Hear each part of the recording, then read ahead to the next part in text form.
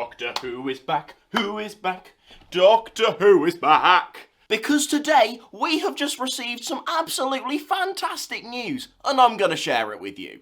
Now recently, Doctor Who has not been the most consistent of shows. Obviously some of this, yes, we genuinely can blame on the pandemic, that's how the world works, unfortunately. Like, just in general, slowly since the Moffat years, we've just been getting less of the show in general. Like, back in 2005, then in 2006, 2007, we were getting a series of the show every year, and 13 episodes, plus a Christmas special. And then slowly, obviously, show has been getting less consistent, less episodes, and just less annually. But Russel is coming in to fix that. Kind of, but it's still very positive. But now in an interview, we know Russel's vague scheduling plan going forward. Obviously, this isn't kind of with the 60th in mind. We know the 60th is going to be its own thing, with 3 specials coming in November of 2023. And we also know we're getting a Christmas special that year with Ncuti. And we also know that Series 14 of the show is currently filming. And that has been confirmed to have 8 episodes. Trust me, we'll elaborate on all this stuff in a sec. Let's just splodurgle all the news. So we kind of knew all that anyway. This is the really new stuff. Hello? Gareth has started the meeting.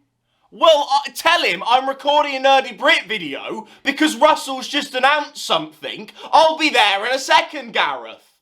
Russell has announced that during the time he will be showrunner, there will be 8 episodes, a season, a year, and a Christmas special.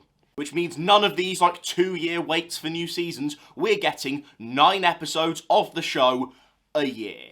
Now, some people's immediate reaction will be talking about the length of the seasons. Obviously, for its own very strange reasons, Doctor Who Flux was 6 episodes, but apart from that, we've never had a season in the modern era that was less than 10, and even that was a step back from Peter Capaldi, and then obviously David Tennant and Matt Smith, and I did the Doctors in the wrong order there. Sorry, guys.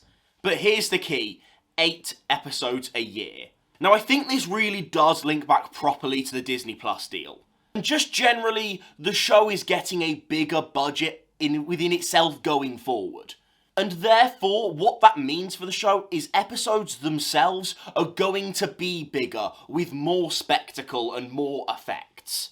And I get it, some people might be sad that compared to 2005, we're losing 5 episodes a year. But that's just not the way TV is made anymore. And I think some elements of this are a slight shame. Sometimes I do wish we could go back to that old model. But as special effects and bigger set pieces, audiences have kind of grown up now wanting more, and therefore elements of TV have to be bigger.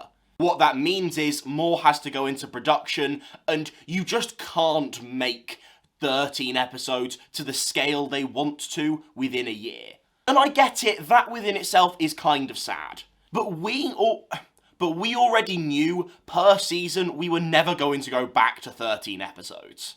So having known that news, knowing now that we're going to get a season a year is such positive news. First of all, people are worried that Ncuti might not stick around for, like, you know, the classic 3 seasons at least. This makes that more likely. Because Jodie's time as the Doctor, yes, she only did 3 seasons, but that was spent over about 5 years. People are worried that Ncuti might want to move forward and move on and do other projects.